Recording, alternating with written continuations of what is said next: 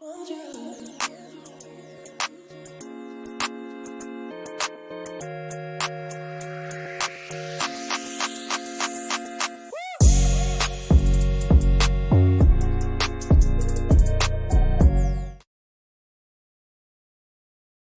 start, innit? Forgot to add us in. I was just saying to Marcel, I was like, I tell you what, I'm gonna come up with a load of energy. Forgot to add us in. You know what it was? I was building myself up so much for this big intro that I was gonna come in with all this energy and all this pep. Forgot to add us in. That is what it is. I said, wow, you know, I got half a mind to play the intro again, like it never happened. Just yeah.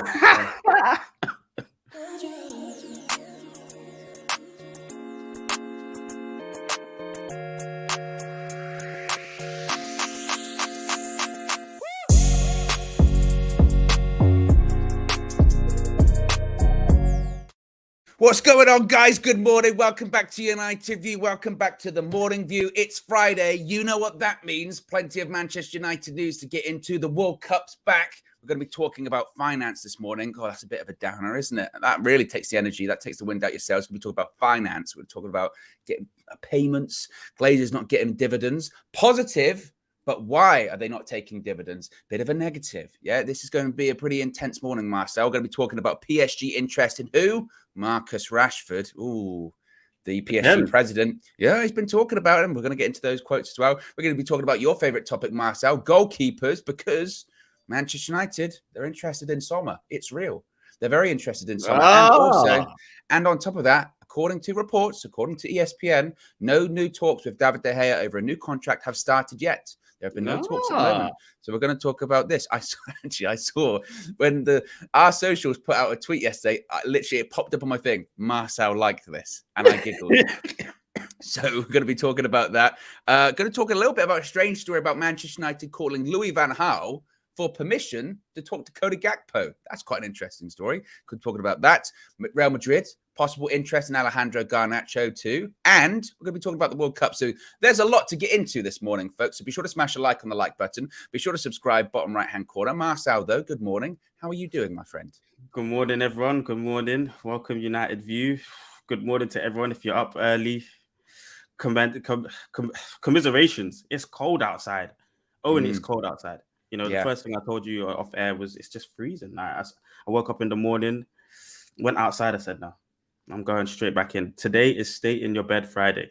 Stay in your bed. If you are not getting up today, if you're meant to have work today, calling sick, stay in your bed. Well, I wouldn't recommend that, Marcel. You're telling people not to go out and watch the morning show with us and relax. Well, of course, you know, watch the morning show of us and then, you know, go about your work days. A lot of people work from home on Fridays, even if they work in an office, you know, work from home. You can watch us. You can have us with your morning coffee. I've just finished mine.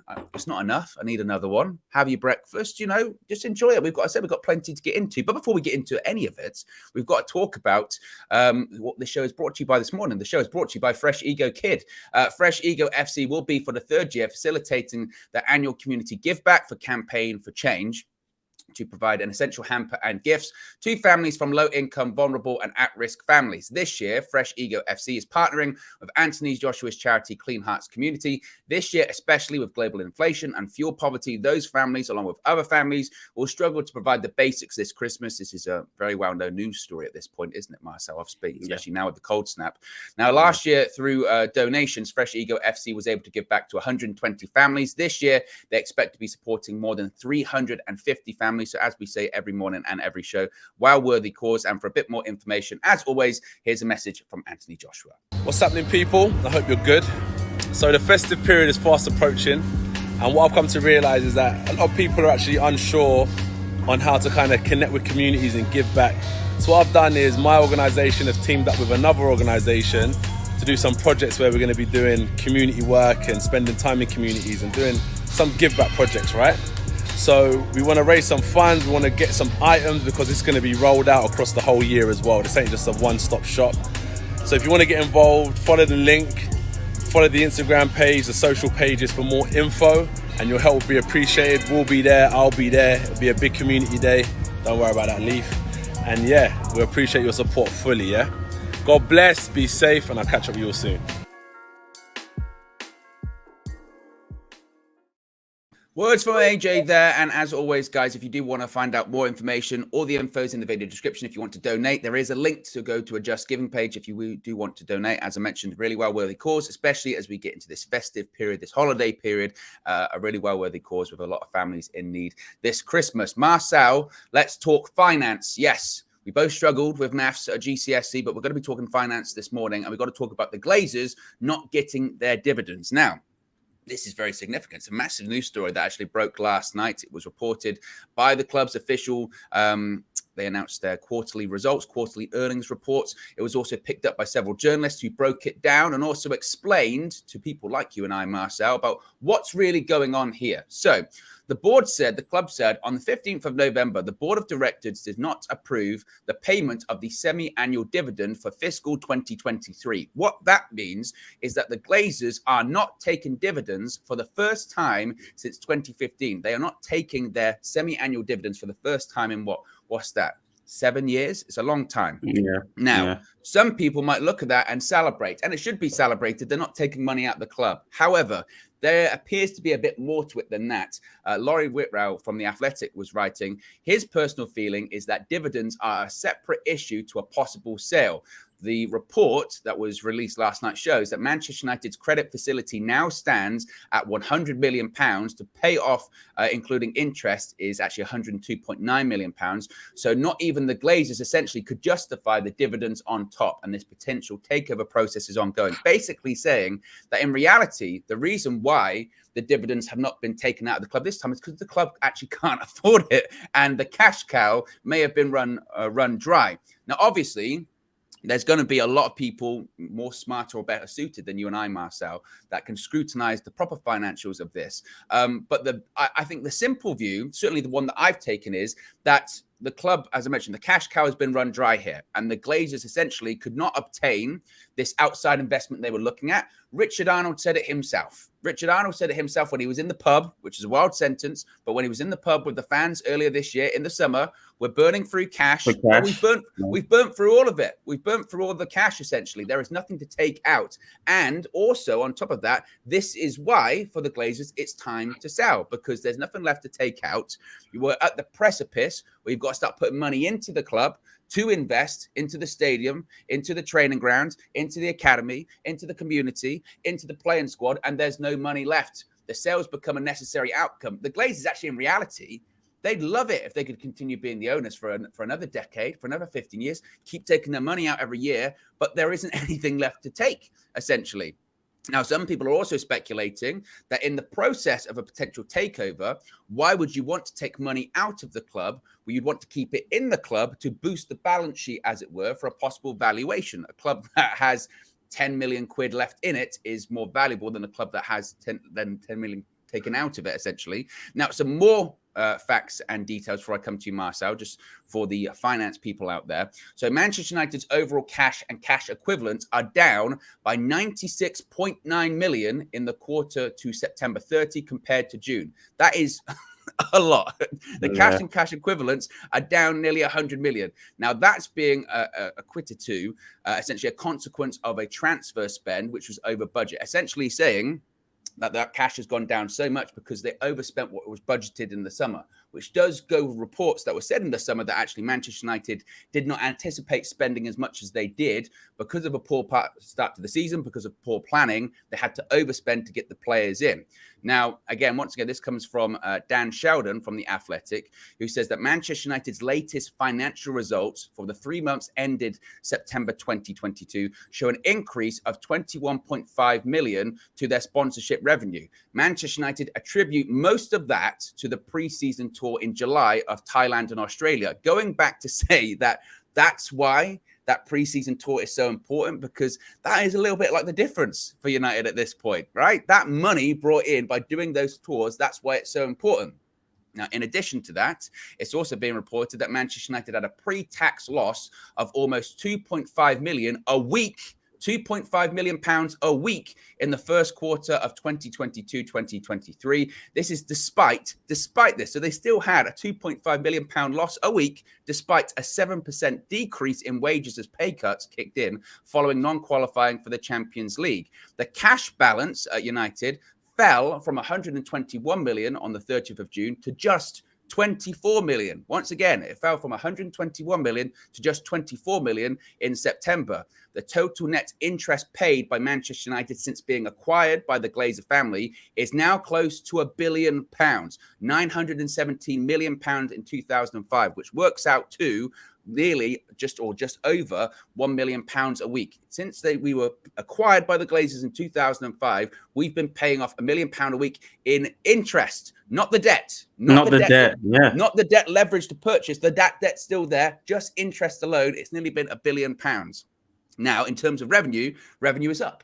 Revenue is up over 13%, 13.6% to be specific. However, the board have not approved those semi-annual dividends, as I mentioned, Marcel, because basically there's no milk left in the cash cow. It's run dry. What are your thoughts to all of that? Well, we were speaking a little bit off air, and I was so happy to hear it. And then when you explain it to me, it's like they've squeezed everything out the club, and now they can't get anything left. Now it's time to leave. I'm just glad that we're coming towards the end of this Glazer era, and they're showing themselves for who they really are now. Really and truly, they don't care about they take money from our club and then spend it on the American clubs that they have and business ventures that they have. And I'm just glad that we're seeing the end of them now. Disgusting though to see that it's been just interest the whole time. It's just been interest. You haven't even put a dent in any of the debt. Still maybe upwards of 500, 400 million. And, for me, that's just a headache. How are we going to be able to turn that around? How are we even an attractive prospect for a potential buyer? Just because we're the biggest club, they've got to really fork out a lot of money. They're going to want to see return on investment. So it's going to be difficult, even when you get the new owners in, unless they're really ready to spend big, because they're going to have a similar kind of ethos as the Glazers. They're going to want to see a return. They're going to want to see something coming back.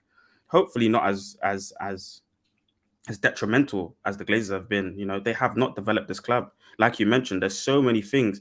Imagine it's like a pot that's got really, really worse. I mean, there's the training ground, the facilities, the women's football team. There's so many things now all at once that need to be fixed. And now they're leaving. So horrible news, to be honest with you, Anne. I mean, again, it's a funny one, because when the story first came out last night and it said, oh, the Glazers aren't taking their semi-annual dividend for the first time since 2015. You went, oh, well, because it's a change. It's a change. Gosh, it's great. And it is great, because it really does signal the beginning of the end. If things were, everything continues as usual, they take the money out. But this is just an extra confirmation that they can phrase it how they want to phrase it. They can put out those really weird, long statements about strategic alternatives, or we're exploring options. No.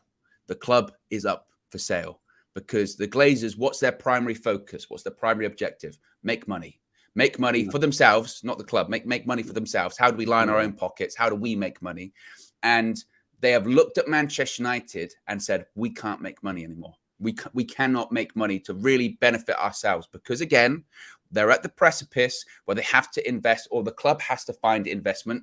Now, they haven't been able to find investment. Again, that Richard Arnold discussion that he had with those fans in the pub, which, again, it's such a wild sentence when you say it out loud. What is our club? But when he had that discussion with those people in the pub, suddenly there is so much more context to it now. When things happen way down the line, you start to understand what he was saying. And when he was talking about, look, we know the stadium needs to be renovated or upgraded, or just a new one being built. We know the training ground needs to be updated. We know there has to be an investment in other parts of the infrastructure. We know all of that, but that requires outside investment. He said it at the time. That requires sponsors. That requires outside investment. We've been burning through cash. I look around Carrington and I say, where's all this money? We've spent $1 billion since Sir Alex left, right? We spent $1 billion. But what did he say? I can't see it anywhere. I can't see it. I can see it on the training pitch. I can see it on the training pitch with certain players, but a lot of them have gone. I can't see it in the trophy cabinet because we've barely won anything. So where is it? And essentially what it is a lot of it was spent on players, but the majority of it that should have been spent on the club has been taken out of the club, to the point now where, because we haven't had any investment in us I think it's something like 11 years since the Glazers actually put any of their own money into the club. you think about it, we're then over 11 years behind investment from people like Manchester City, from people like Liverpool, from people like Arsenal, from people like Spurs, from people like Newcastle. So not only, and this is the challenge when these new owners come in, and there will be new owners that come in because, again, the Glazers, they've realized we got to cash in now because, again, this time next year, if they were the owners this time next year, they would not be able to take dividends out of the club. There's nothing left. And in actuality, considering the ways the club's finances are right now, we might not be worth 5 billion, 6 billion, 7 billion this time next year, because financially we might be worse off. Therefore, the Glazers might not be able to get the money they can get right now. So now's the time. And again, I think that the challenge for the new owners will be, whoever they may be, is that not only do you have to upgrade and put the money into the club that hasn't been there for the last decade, but then also you've got to catch up and overtake these big spenders. And that is going to be such a challenge. Talk about a club like City, just in terms of their infrastructure, that's got a decade head start in terms of training ground, in terms of their academy stadium, in terms of their local networks in the community. It's literally across the road, though. And they've got a decade head start. Like, how do you overcome that? You can't. You can't. Unless, the number one root cause is obviously getting rid of the Glazers. But beyond that, it's showing on the pitch. Every single game week, it's showing on the pitch that we're 10 and 11 years behind them. And they need to leave, man. And Richard Arnold should be so ashamed. I remember that interview, that meeting at the pub. You know, that he should be ashamed. Was it more of a meeting? It was. It was more. They came to his house and he met him in the pub and bought him drinks, and then got ridiculed. No, but he should be so ashamed to say the things that he was saying. Just the way we've been mismanaged.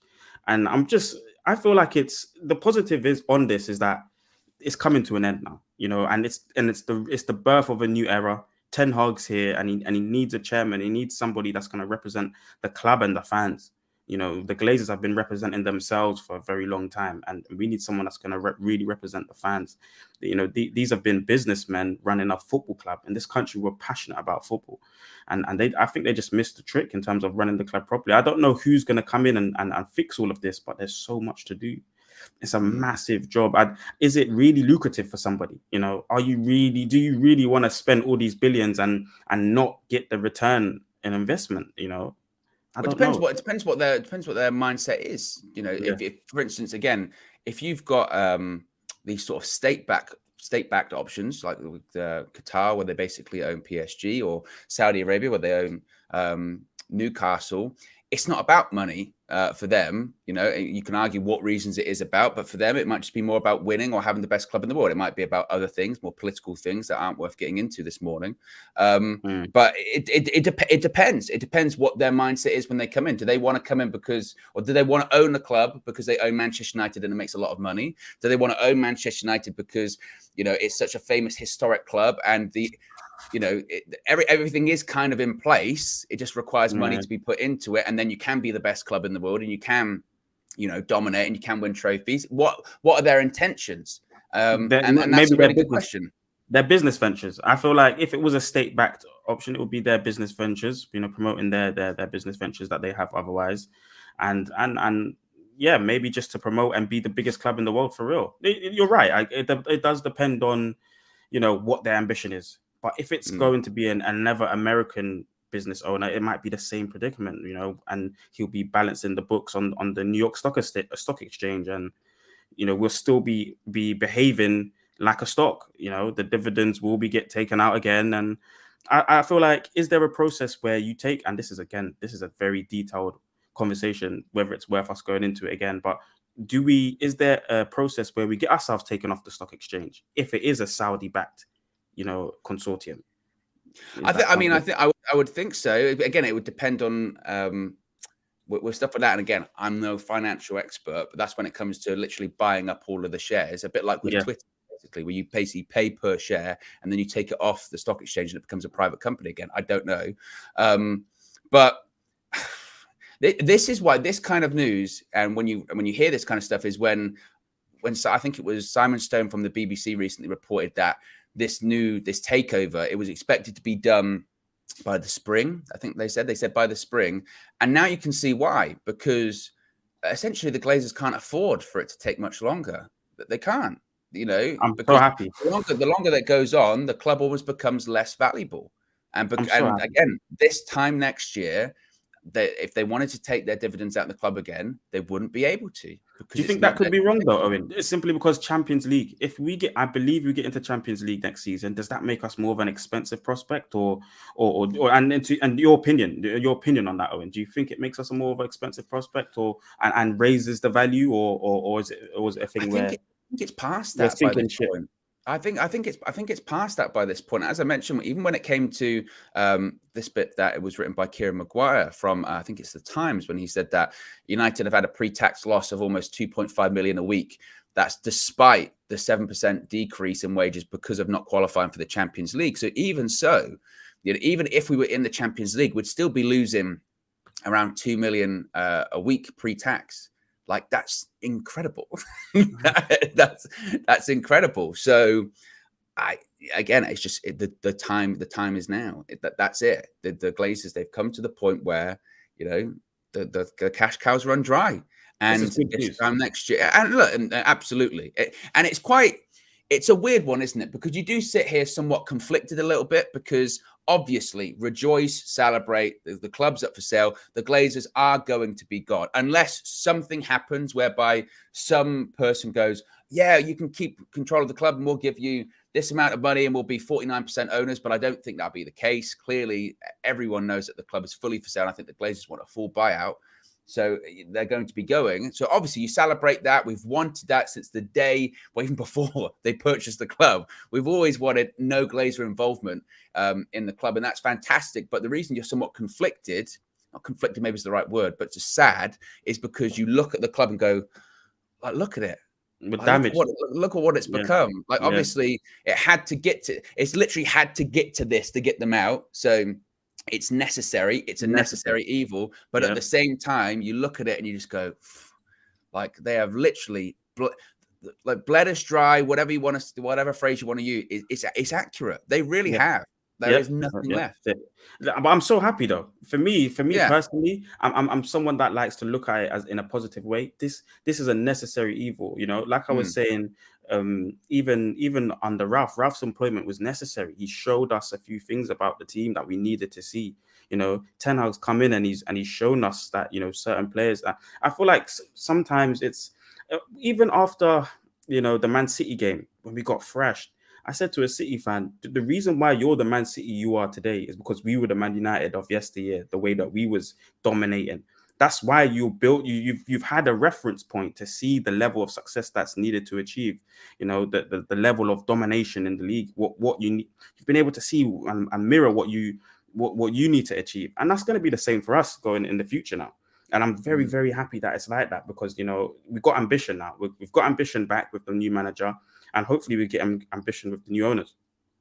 And look, and this is what it took, right? This is what it took to get them to leave or get them to sell. Because if things were going well, if we were still making money hand over fist, if it was possible for them to take their dividends out, if it was possible for us to continue operating them successfully without putting money into the stadium, without putting money into the training ground, whatever, then they would still be they wouldn't be considering selling the club. Again, it's just got to the point where financially it's not worth it anymore for them. So this is what it's taken. This is what it's got to. It's sad.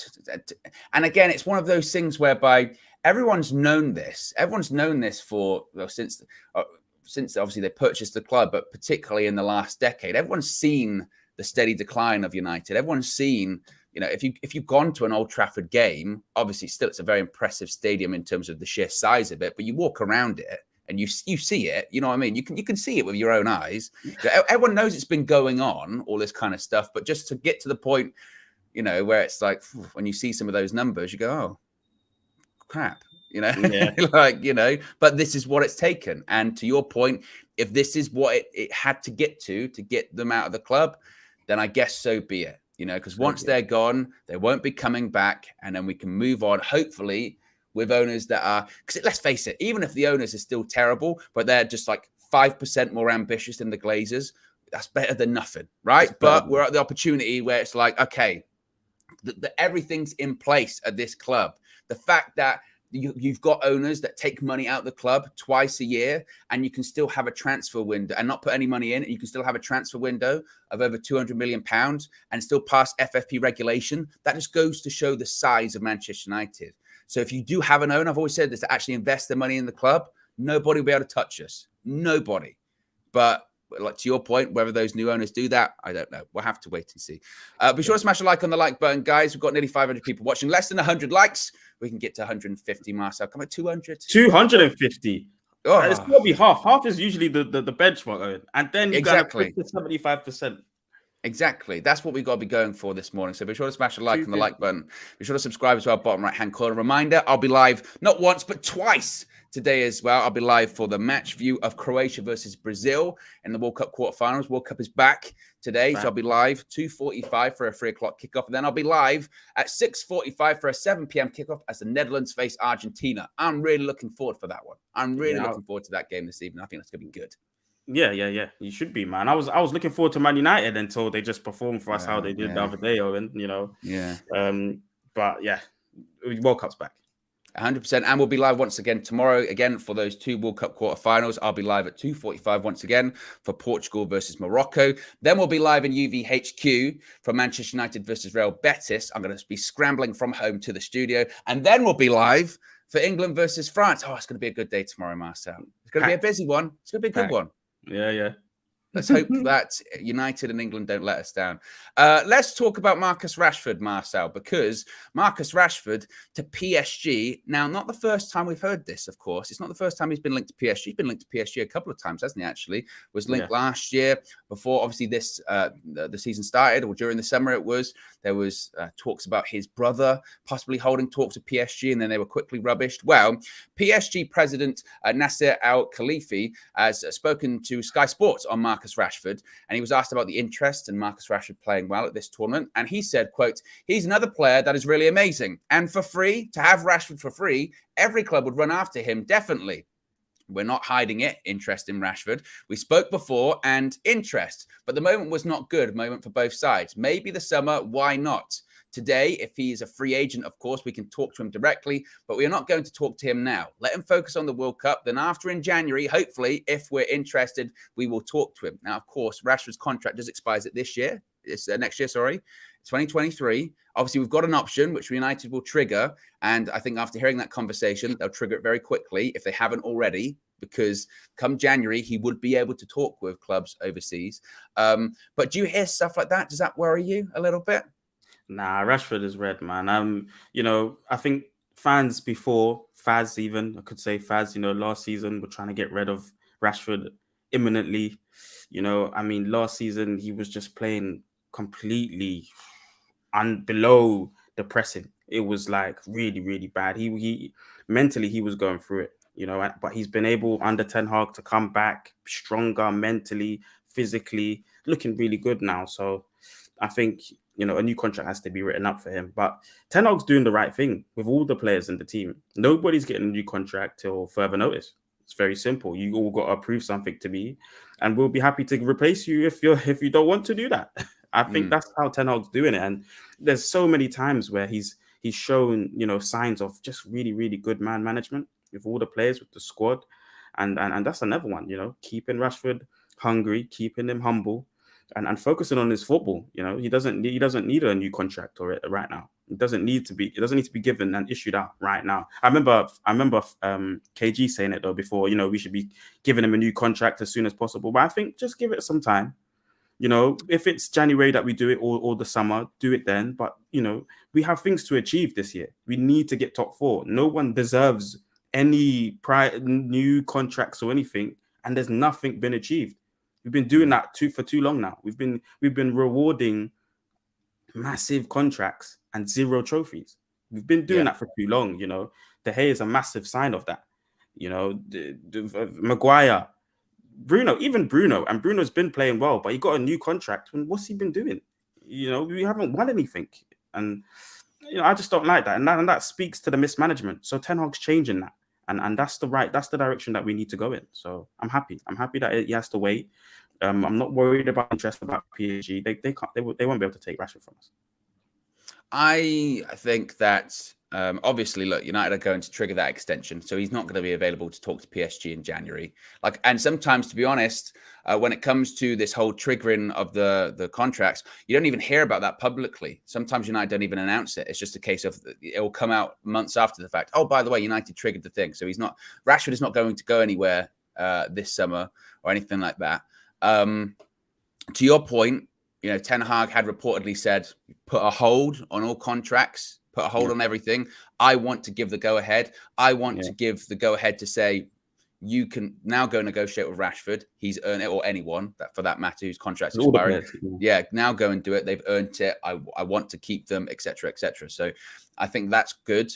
I did a video, I forget when it was, might have been a week ago or so, and I was talking about Rashford, new contract, and United obviously are really impressed with his turnaround this season. They want to tie him down to a long-term deal. That's part of their intention. It's not as if they're going, oh, should he stay, shouldn't he stay? They actively want him to stay. But I got a lot of pushback because I said, I think now's the time maybe to start having those discussions, because these contract negotiations take a lot of time. Bruno Fernandes did sign a contract with United earlier this year, but the negotiations with that started in July of last year. It took like 9 months to get that deal done.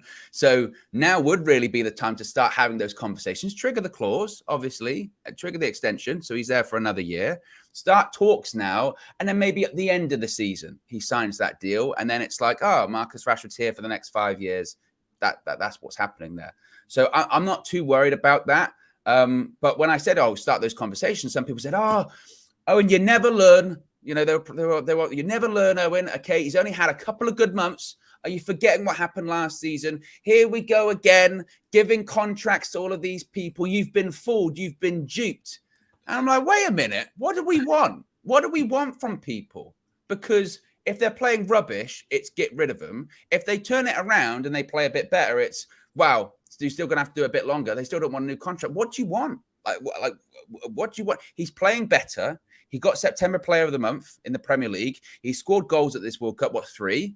Granted, let's see what happens for the rest of the season. Let's see how he does for the rest of the season, because we're going to trigger his contract. So we've got another 18 months left anyway. And as I mentioned, but now's the time to open up talks, because these things are pretty complicated. It's not Football Manager. This doesn't get done overnight. You don't just go, Marcus, do you want to sign a new contract? Yeah, okay, put pen to paper tomorrow. No, it takes ages. It takes ages, this kind of stuff. And it's a big decision for Marcus Rashford. Still a young guy. How old is he? 24? Something like that. 24, 25. Yeah. So if it's a 5-year deal, it's taking him till he's nearly 30. So it's a big contract. It's a big decision. Obviously, his priority would be he wants to stay at Manchester United. And as a United fan, I want to keep him at United because he's a good player.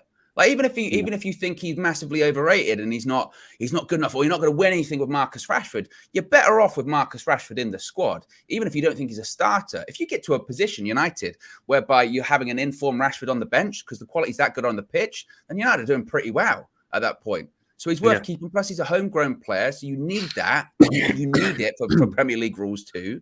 So you'd want to keep him. As I said, I'm not saying give him a new contract immediately tomorrow. I'm saying, start talks, trigger the extension, and that's it. And as far as I agree with you, I'd be stunned if he went to PSG. I really would. I'd be absolutely flabbergasted if he went to PSG.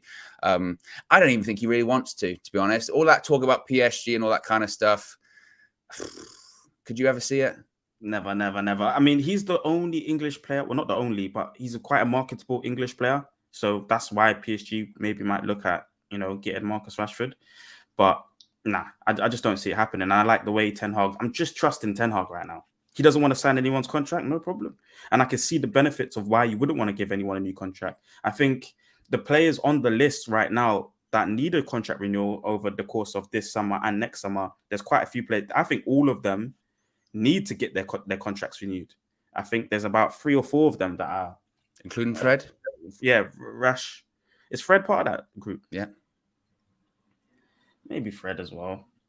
Maybe. I mean, unless are we going for a midfielder? If we go for a midfielder in summer, then maybe you can replace Fred. But who knows what we'll go for in the summer? We're going to have new owners. Anything's possible in the summer. Yeah, true.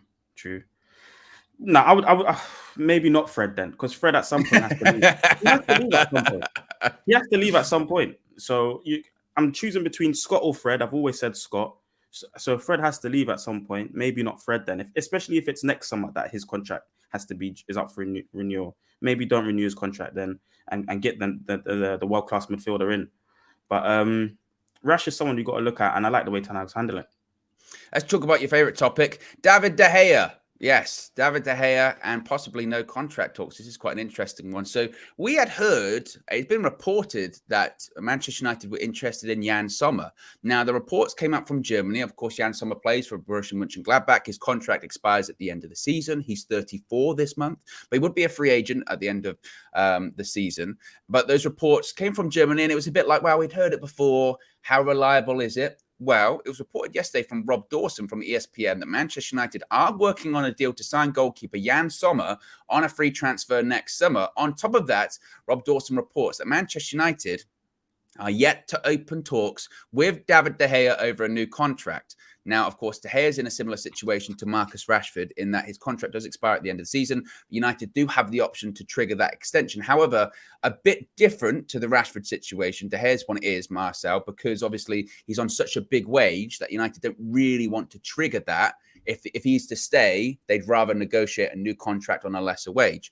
So I think they're a bit reluctant to trigger that extension. So basically, a lot of people were saying, Flex touched on it yesterday in his view, check that out, that's quite a significant sign that United, as of right now, haven't had those discussions or haven't even opened discussions with David De Gea or his representatives over a new deal. So let's take this bit by bit.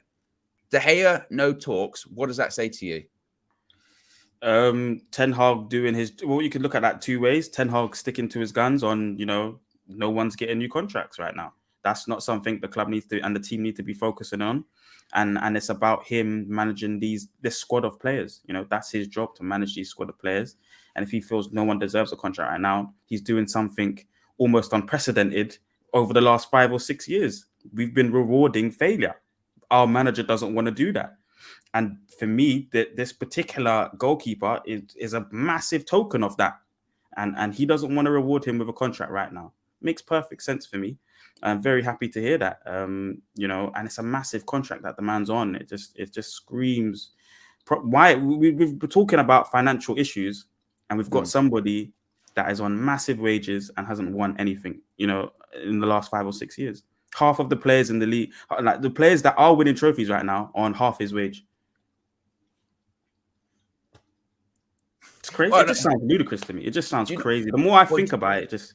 Do you not think when it comes to no De Gea talks, the difference is for like a Rashford or whatever, that if they don't trigger that extension in January, there could be like a PSG or whoever makes contact with him and says, hey, look, pre-contract, let's talk, basically.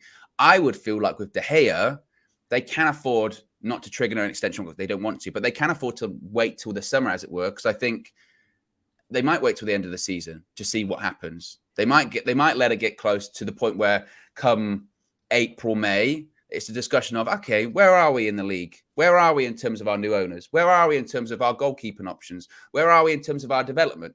And depending on where we are, it might be a case of, actually, David, we had a look around to see who we could possibly get in the summer. Doesn't feel like there's anyone there. We'll give you a new contract, 2 years for 200K or something like that. And he might decide to keep that. Right? Reports are that for him, it's not financially motivated. He realizes he doesn't need that amount of money. He's been on a big contract for a long time. So he might decide to sign a new contract on a reduced terms. He has to. I don't know if it's significant or not, though. Again, I saw a lot of people going, oh, no De Gea talks. It means he's definitely going. No, I don't see that. No. I think that's too soon to say that.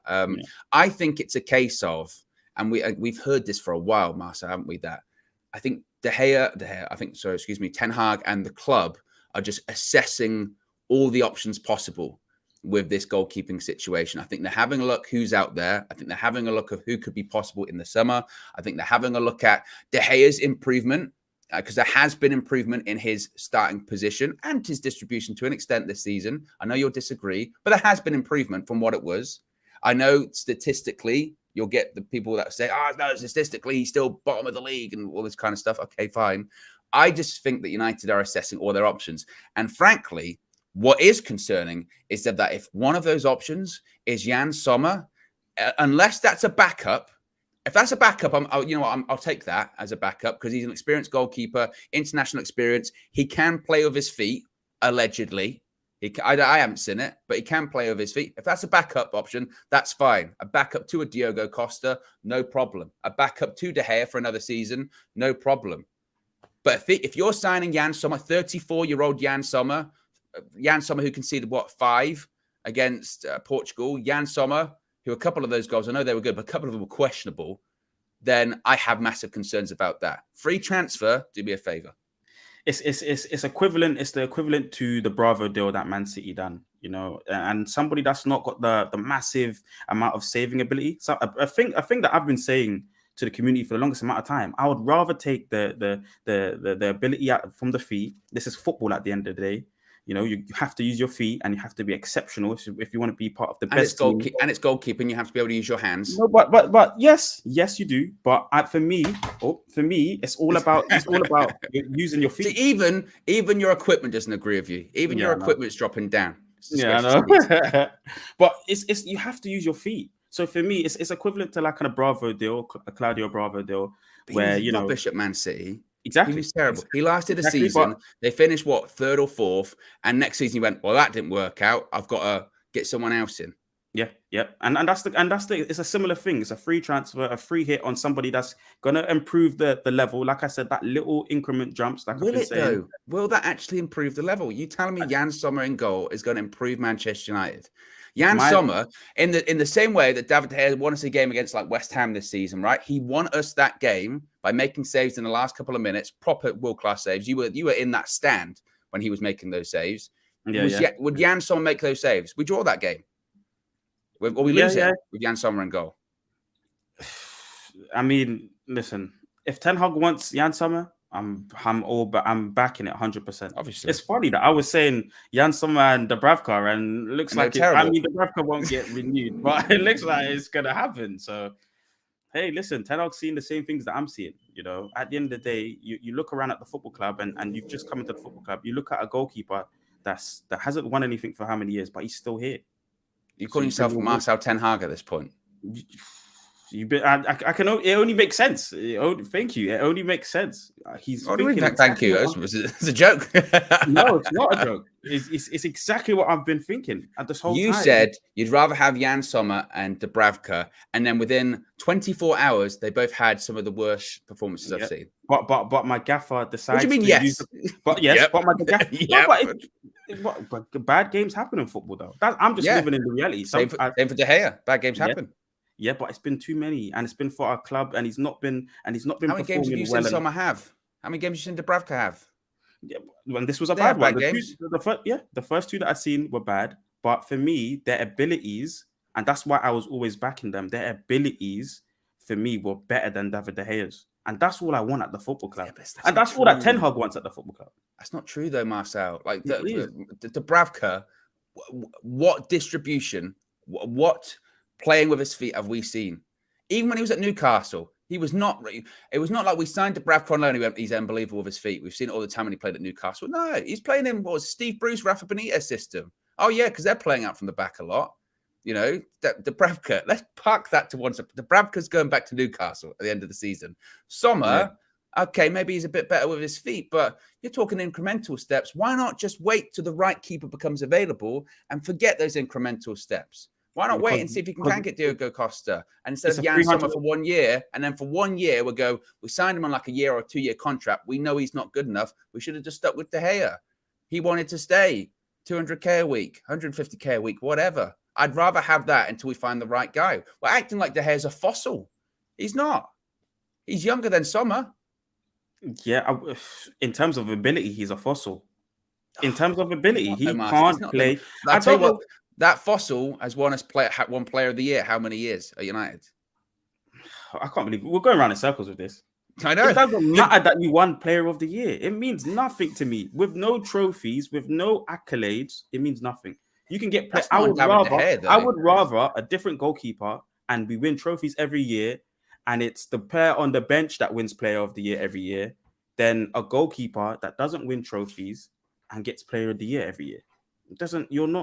It's not bringing me any Man United winner mentality victorious vibes. It's not doing that. It's just and Jan Sommer not Jan Sommer is just like the predicament with the Glazers. The fact that they're leaving, Jan Sommer represents that new birth of opportunity.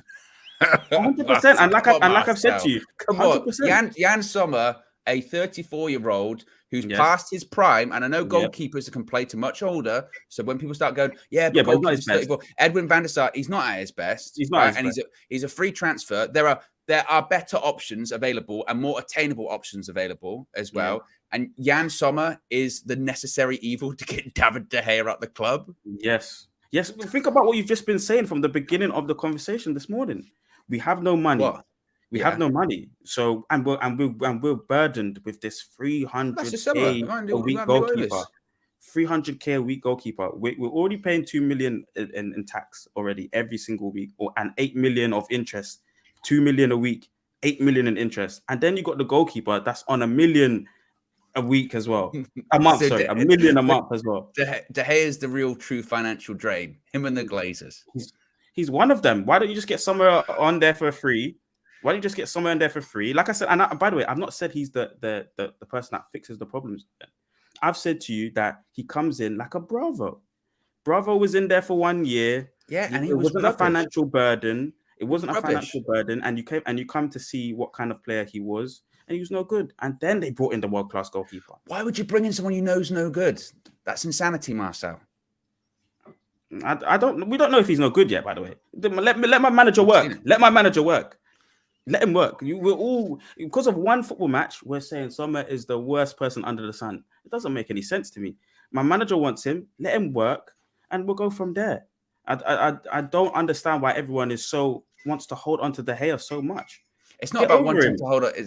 You get over the De Gea agenda, because it's not about wanting him to stay. I've said a million times that I do think we need to go in a new direction for the goalkeeper. I do think you need to get someone in that's younger. I do think you need to get someone that's better with the distribution at their feet. But when you start going, Jan Sommer, necessary evil for a season. Come on.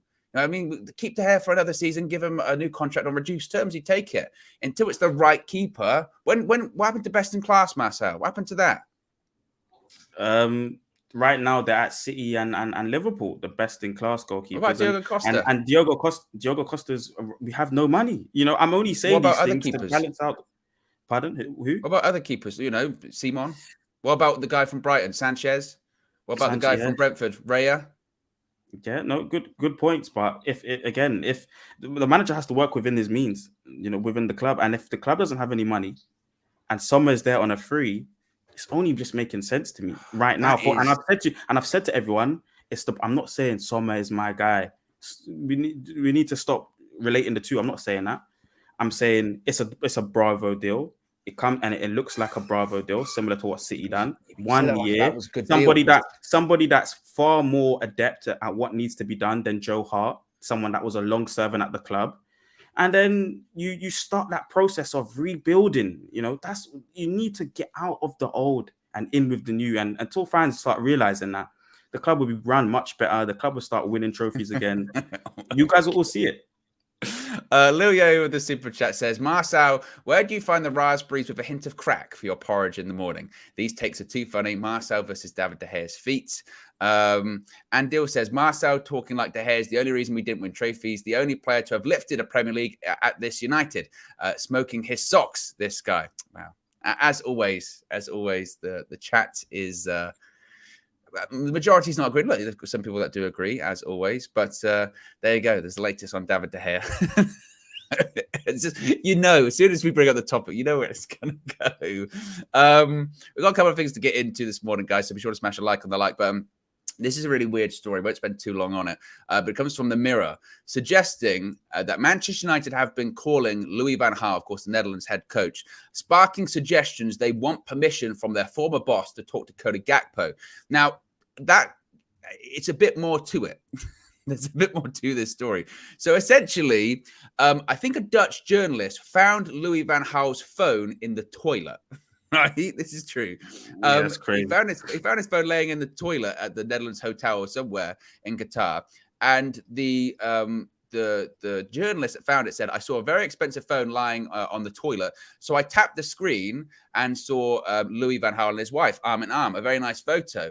It also had 2 missed calls from Manchester United on it. So essentially, what the report is that someone found Louis van Gaal's phone that he'd left in the toilet. He clicked the home screen twice to see whose phone it was, and there was a picture of Van Gaal and his wife, and 2 calls from United. And people are putting 2 and 2 together, saying, are they calling him because they want to talk to Cody Gakpo? If all of that is true, which might be a stretch, would Louis van Gaal even give permission? He'd want to be focused on the quarterfinal, would he not?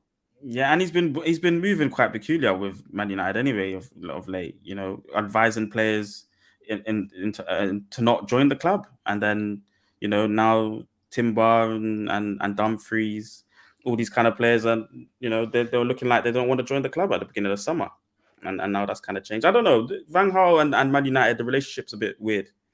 So I doubt he would have given any advice or allowed us to speak to Gakpo around international duty. And like you're saying, Holland's got a game today. He's got bigger things to think about, and they've got to stop Messi. Isn't it Holland, Argentina? Yeah. He's got to stop Messi. Netherlands versus Argentina, Marcel. Yeah, Holland's incorrect. Yeah.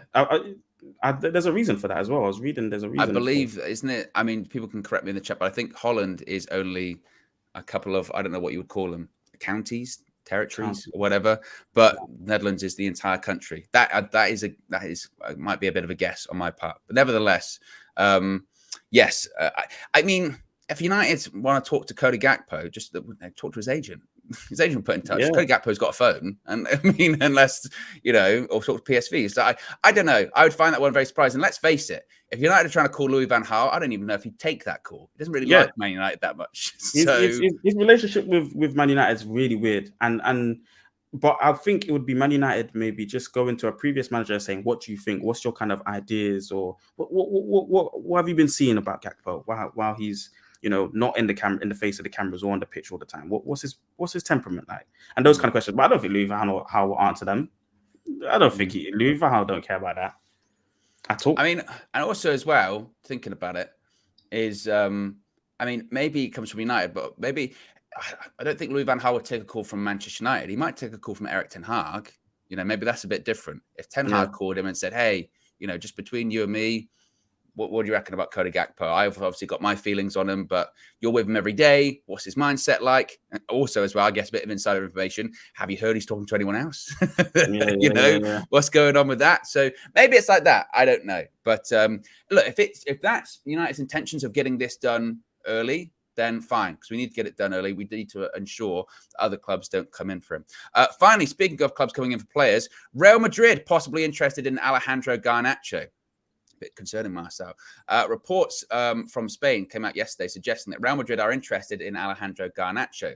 Now, when it comes to Garnacho's future at Manchester United, they have high hopes for Garnacho, their new jewel, they've described him as. They've already met with his representatives on more than one occasion, as well as with their family, to seal their contract improvement. Now, Garnacho's contract, I believe, because there was concern that it expired at the end of the season, but that's not true by all accounts. I think there's a couple of clauses that have allowed United to extend it, I think, till 2025 or something like that. So there isn't too much concern about, him possibly being snuck away on a free transfer or anything like that. But there definitely is a want, you would think, Marcel, from United to tie him down for much longer for a better improved wage. Because at this point, he has become a part of the first team squad.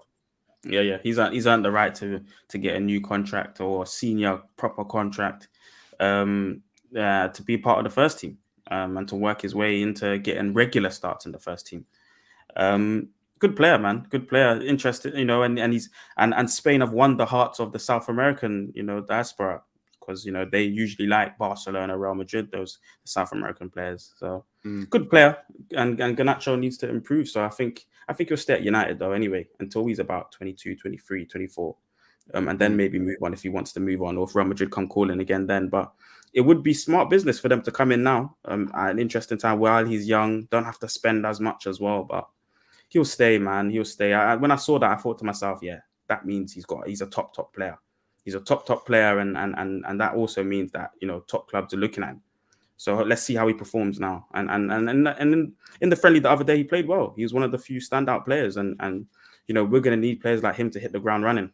So let's see. Yeah, he'll be playing more games when the season resumes. He'll be playing. I would have thought, considering how the Premier League season before it went on break ended, with him scoring goals. Obviously, got the winning goal against Fulham, got the winning goal against Real Sociedad.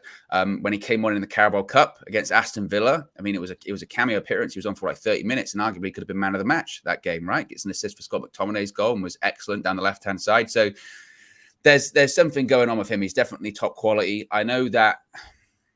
Again, every time we talk about young players, you get people go, you don't overhype them, don't overgas them. You rate them before, a couple of good games and you think they're the next big thing. I'm not saying Garnacho is going to be generational talent or whatever, but there's no doubt that he's quality. There's no doubting his ability. There's no doubting that if he keeps his head on straight, which by all accounts now under Ten Hag and with these senior pros around him, like Bruno, like Casemiro, like Eriksen, who have all come out publicly and said, we had some conversations with him, etc. As long as he keeps his head on straight, then who knows what he can become? He can become absolute quality, and he does offer something different. Arguably he's the most direct winger or wide player that we have, because all of the other players aren't that direct. All the other players are very much, inside forwards, like to cut inside, sometimes don't like to take on the full back, like to cut inside, pass it backwards. You've got people like Anthony on the right-hand side who does that all the time, cut inside, pass it backward, try and whip a shot. Garnacho is very much get the ball, try and get some space between him and the fullback and just run at them and try and get the ball into the box, which we don't have a lot of. So I think he's only going to get better. And I think that it is United's prerogative now to tie him down to a new deal. Obviously, again, given his age, you don't want to give him too much too soon. You don't know what's going to happen. How old is he, Owen? He's like 18. 18, yeah. But at the same time, like I said, the United do have time on their side when it comes to a bit of extra time on his contract. But they'll want to time down for the foreseeable future, and they'll want to start integrating him even more, because he's already he's at this point he's winning us games. He's getting us points. It's not even at this point where it's just impressive cameos. He's literally winning us the game. He's winning us football matches. Yeah. So you've got to tie down your best players, and he's quickly becoming a really important player. Yeah, I feel like, like I was saying, 23, 24, I can imagine he leaves for, a bigger price. He's South American. The culture is, they want to go to Spain or Real Madrid. Those are their dream clubs. And if he stays on fire, I can only imagine, he ends up leaving around that age. It'll be hard to keep him, is what I'd say. It'll be hard to keep him.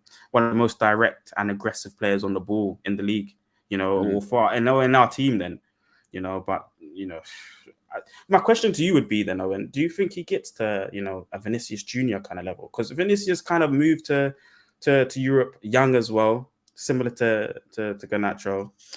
Well, again, with Madrid, it's funny because obviously we got him from Atletico Madrid. So I don't know what his loyalty would be like to Atleti if he were to go to Madrid. I suspect not that much.